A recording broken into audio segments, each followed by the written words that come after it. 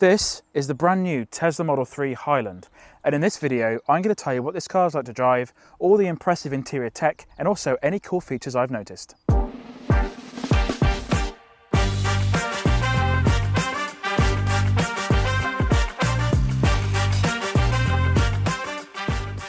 Around the front of the Model 3 is where most of the design changes have actually taken place. As you can see, the front end has been totally redesigned. We've got these new slim headlights here, which help improve the aerodynamics of the car. And that's one thing that Tesla are really quite proud of with the new Model 3, is the aerodynamics efficiency of the vehicle, which helps improve the range as well. This front end section has been completely sort of cleaned up as well. Got no fog lights down here. They're all integrated into this headlight design. And we have got just overall quite a nice, sleek, modern design. One of the many highlights of owning a Tesla vehicle has been the front storage. Many other EVs don't really have that much storage, if any at all, and this one is 88 litres and it's perfect for carrying bags, or in this aspect, some charging cables. When compared to the rest of the EV market, the new Model 3 is actually really competitive. When other car companies come out with a new EV, they either have to be cheaper than the Model 3 or better than the Model 3, and being better than the Model 3 is actually pretty difficult. Now this one is the entry-level version. It costs them just under £40,000 and that gets you a rear-wheel drive motor, 57.5 kilowatt battery pack and 319 miles of range. There is also the long-range version, which is just under £50,000, gets you an 82 kilowatt battery pack and 391 miles of range.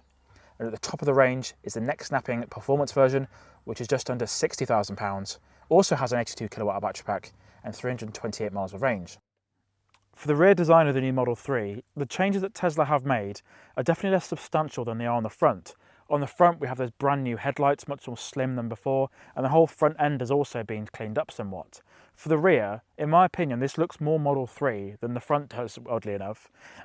These rear lights have also been cleaned up, they're a lot more simple than before, and they are sort of attached to the rear boot lid itself. So when you do open the boot lid, they go along with it basically. This rear window still doesn't have a rear wiper. In my testing over the past few days, this hasn't been a problem. The water just seems to bead off the window just fine. We have now got the Tesla brand spelled out in letters rather than the T logo just like before. The rear diffuser is also brand new, much more sort of complex than before. It looks quite nice really. And then we have got electronically opening boot as standard now. With the old Model 3, some versions had an electronically opening boot, some didn't. I'm not 100% sure what went on there, but this does open just fine. Now for the back of the Model 3, there is just enough room to lie down in. I'm not a very tall man, but there is just enough space back here. The seats themselves don't fold down flat, so my knees or your head might be in the air while you're lying down. I do think the Model Y might be a better choice for camping. There is an official Tesla mattress out now in the US. Sort of an air mattress and be quite comfortable. The hatch design here, the boot opening, this is quite restrictive. I'm thinking push chairs might be a bit of a problem back here. This is definitely sort of a two-person, three-person family, not a full-on family vehicle. The Model Y's got a much bigger opening. But as a family vehicle, a saloon car, it's pretty good. Boot space with the seats up, so seats folded up, is about 594 litres. Tesla haven't told me any details about how much space you get with the seats down. I would imagine it's pretty hard to measure because of the hatch here. There are some speakers here, which is quite good. The speaker system does sound really good. So yeah, I've got to try and get out of here now, so that should be fun.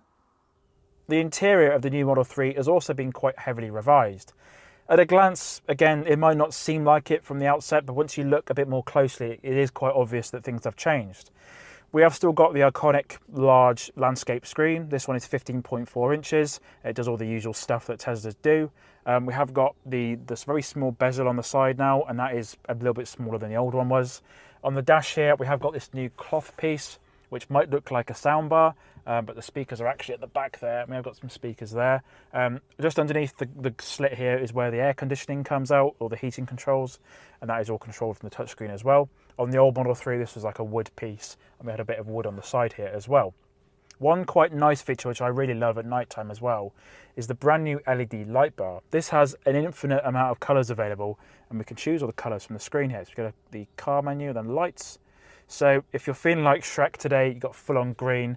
And if you're in your Barbie girl era, you have got that nice bright pink there as well.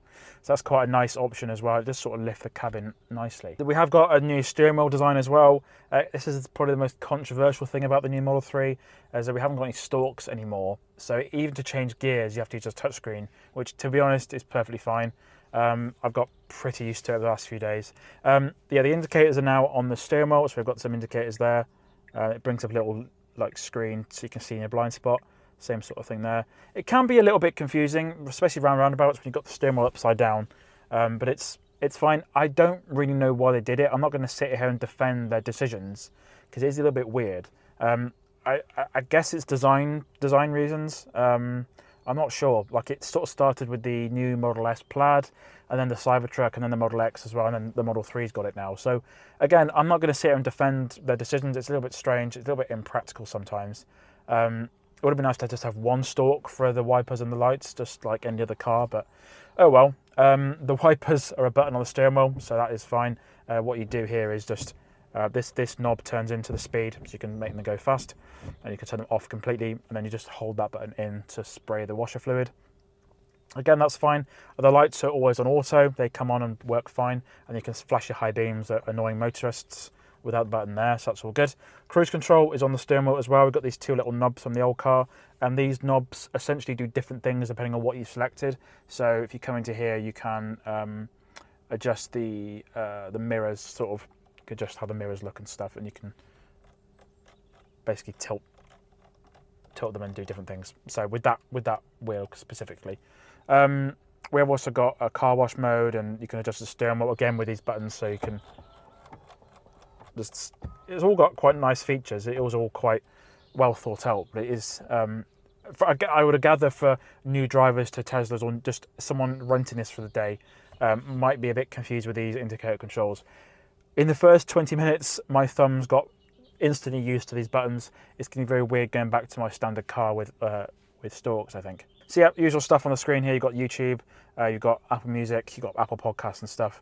If you want a full in-depth guide of this infotainment screen and how to use it, every single little feature that you can play around with on this thing, there's a link in the top right corner now, or the description down below, to my full-on in-depth guide. If you want to waste half an hour, you can do that just now. So we have also got some wireless phone charging pads down here. These are the best wireless phone charging pads I've ever used, because in other cars there's just a specific place for the phone to be, and these don't seem to have that problem. They can slide around over the place and they'll charge two phones perfectly fine. One big change between the old Model 3 and this new one is the cup holders are no longer on show always. So we have got these two little trays which quite neatly fold away. We've got a big storage section in there with a 12-volt socket. Tesla included this mess of cables in with this press car. We have got, again, two cup holders in there with these lovely little grippy things which hold any cup in, basically. And again, these two little trays fold away quite nicely. And then in the center console section, there is a decent amount of space with some little lights in there. There's one USB-C port in there, which is quite nice to know. There is also two USB-C ports in the back as well. There's actually quite a good amount of storage space. Again, this section does go quite deep. Again, two cup holders in there.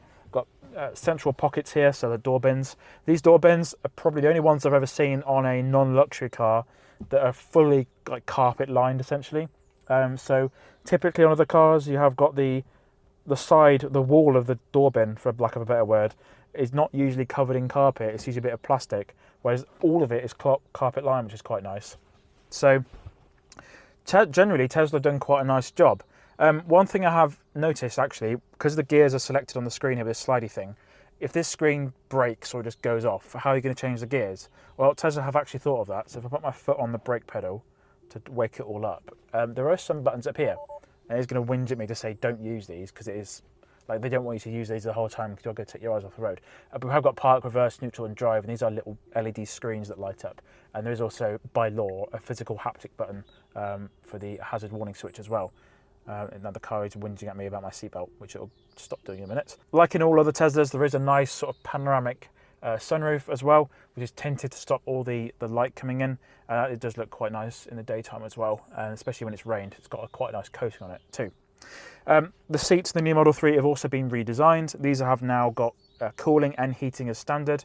The old Model 3 just had heated seats. These have now got perforations in it for cooling seats. On the new Model 3 Performance, there is also new bucket seats, because on the old Model 3 Performance, they were just the standard seats and you could get rolled around, considering it is quite a high performance car. So that's quite a nice change. Overall, the front cabin, yeah, it looks absolutely fantastic. Like all other stuff, it has made the older one look quite old-fashioned now. This is a nice welcome change. It is quite a nice place to spend a journey, really. The Tesla Model 3 also has a super impressive 360 camera system, which means you can see me from here, here, and also, weirdly, in here. For a relatively small saloon car, the new Tesla Model 3 actually has an alright amount of space in the back. We've got a decent amount of legroom back here. We've got an okay amount of headroom up to the sunroof. Got these little LED lights in the beam here, which is quite cool. And then for the rear bench, we have got seating for 3. The 2 outer seats do have air-cooled seats and also heated seats too. The middle passenger might be a little bit cramped because it can be a little bit tight in places, but we have got a completely flat floor because this is obviously a bespoke EV, which means you have got enough space underneath the centre console for your feet. Rear passengers won't be bored, however, because we have got a new 8-inch infotainment screen for the rear passengers, which has support for Netflix, YouTube, Disney+, also for some games, and we can also control the air conditioning back here too. If you don't want to have your kids disturbing your drive, this screen does also support Bluetooth headphones, so both kids in the back can listen to music or watch some films. Just like the front, we do have this new LED light bar, so this extends all the way into the back here, which is quite nice. We have got the same cloth on the door cards. We have got the same carpet-lined door bins as well, got electric windows, and we have got a little hook here for your coats. So overall in the back, it's actually pretty good. So let's have a look what the new Model 3 is actually like to drive. The first thing you want to do is put the car into drive. Now, I'm parked up here in park, and you can see on the screen actually that the wheels move along with the wheels of the car. So the first thing it's telling you to do is press the brake pedal to activate reverse, because it's detecting there's actually something in front of me. So if I press the brake, it's putting itself in reverse, but what I actually want to do is go drive forward. So I can slide this little slider here and it puts the car into drive. And what I'm actually going to do is just turn quite sharp out here. There are also, as I mentioned earlier, some buttons on the roof as well. So, and it's going to complain about using those, which is quite funny because it doesn't actually want you to use them. But we have got some buttons up there as well, and they basically do the same things. We can hold park there. We've got reverse, and we've also got drive itself. So let's put the car into drive, set off, and then we'll talk about what this car is actually like to drive. So, indicator on the steering wheel there. Let's move off and see what this car's actually like, I suppose. So I picked the car up this time last week from Tesla, and my first impressions were that the handling on the car is just really, really good. Tesla have made a nice amount of little improvements to the Model 3 with the new Highland version. Many of them include sound deadening improvements, handling improvements, range improvements, that sort of good stuff. But one of the big things I've noticed is obviously the sound deadening, but also the handling characteristics. Obviously on this little road here, I can't really test it, but we will get to it in a minute. So we'll just discuss some other stuff first. Don't let the buttons for indicators put you off buying the Model 3. The rest of the Model 3 is exceptional. It's a really, really good car, but obviously it can be a little bit odd. And I would imagine, like I said earlier, that if you're renting the Model 3, that could be a bit of a confusing point of the car. Just can be a little bit odd sometimes, so there is that. The infotainment screen doesn't have Apple CarPlay, and that was a big red flag for me when I first just sort of got into Teslas. I was like, or sort of heard about Tesla, sorry, that they haven't got CarPlay. Oh, I'm not interested. I'm not gonna get one. But just like Rivian, the software on the Model 3 and other Teslas is basically perfect. It's like having Apple design a car, basically. So you got everything you need on here. You don't need CarPlay. You've got an actual keyboard for putting addresses in, songs in. Much better than how CarPlay works, and it's just natural. We've got native apps for Apple Music, Spotify, Apple Podcasts, YouTube, that sort of stuff. So it's a really, really good system, and I don't miss Apple CarPlay when I've been driving the new Model 3, really. It's been absolutely fine. Now, another point about the Model 3 and other Teslas is the fact they're quite simple, and that means the regen options, there aren't really any. You can get the sexy button option for the Model 3, and that gives you, via Tesla's API, some extra customization for the regen, but it hasn't got full one-pedal driving like I'm used to in other vehicles. It would be quite nice to have that, and it's quite a shame that Tesla haven't at least made it an option on the Model 3, just full one pedal. The regen can be a bit hit and miss sometimes, so Sometimes that the Model 3 will know how much braking to do, and sometimes it just doesn't really know. But to be honest, it's been pretty good. So just crossing this little ford here. It's quite good fun. There we go. So now the road has opened up somewhat, we can now test the drivability and sort of the handling performance of the new Model 3. For me, the new Model 3 definitely feels like a little electric sports car. It's quite a nimble little car to drive, and it's got really, really darty handling here. So it'd be quite good fun to test the performance version at some stage. But it is quite a well-performing car. It's quite good fun to drive as well. Yeah, as I said, it feels like a little sports car. And I know that's quite controversial to say about an electric car, but this actually feels quite good. So while I wait for some better roads to come up, let's have a look at the efficiency of the new Model 3 as well. So got a car button down here, and that gives us the trip information. So we got current drive, 14 miles, 39 minutes, and 236 watt hours per mile. My maths is not good enough to work that out in real time, but I will put a miles per kilowatt hour version on the screen just now. But I've got a slight impression that that's actually quite good. There is some of the long-term data here under trips. So it says, so I reset the trip when I picked the car up last week, and I've actually done 772 miles since then, used 171 kilowatt hours of energy, and I've achieved 221 watt hours per mile, which is actually not bad at all. Again, I will put the exact figure on screen just now, because again, I can't really do that in my head. So we'll see how efficient it is. I did when I was driving in Snowdonia over the weekend, I did get 22 miles per kilowatt hour briefly for like a span of 30 minutes. That's because I was going quite slow. I got all the sheep in the way up there. So at slow speeds, the Model 3 is definitely quite efficient. And it's definitely one of the more efficient vehicles I've driven in a very long time. Yeah, Tesla are very well known for their efficiency and making quite a good, efficient EV really. So it's quite impressive. Right, the road has opened up now. We can test the handling prowess of the new Model 3. Right, acceleration really, really good. We've got a single motor on this one. I don't know the amount of power, but I will put that on screen. There is the long-range version and also the performance version of the Model 3 as well. Again, I can imagine the performance version is going to be quite good fun. But yeah, around the corners, really, really does stick to the road. It's really planted, and at like 50 miles an hour, it's really, really good. It doesn't feel like you're going super slow. You are going quite quickly, and the pickup is also quite good, considering this is the single motor sort of cheapest version of the Model 3 now. Again, regen doing a little bit of work there, not full on one pedal. Suspension is really good. It's coping with the bumps as well.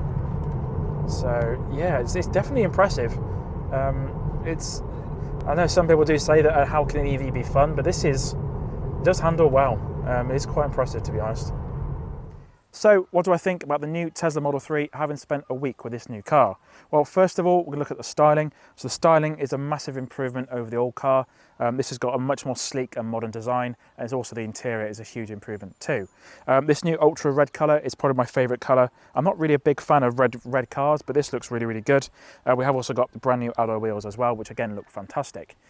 Now, the interior is a fantastic design, looks really, really good, very clean, very high quality, but I do appreciate that sort of thing is not going to be for everyone. Some people want something like a BMW with a lot of switchgear, a lot of controls, a lot of shiny stuff on there, whereas this one is definitely more of a stripped back approach. It looks really good in my opinion, and it's very practical to use, but also the controls on there might not be for everyone. So if you remember in the video, we got the indicator controls on the steering wheel now, which it might not be for everyone, and it isn't the most elegant solution. And then the gear selection is now on the touchscreen as well. So I do appreciate that might not be for everyone. But overall, I would definitely recommend the Tesla Model 3 Highland, simply because of how simple it is to own an EV. It doesn't even feel like an EV to me in terms of the charging experience. You just plug it in and it just sorts itself out. It's just really, really easy. And if you want something easy, pain-free, but with all the benefits of having an EV, like the nice driving experience, the cheaper charging at home, definitely go and test drive the new Model 3. It is a massive improvement over the old car, in my opinion. Now, I hope you've enjoyed this look at the new Tesla Model 3. There's lots and lots more car content coming pretty soon. My name's Alex. Please consider subscribing to the Interface Cars channel, and I'll see you again next time.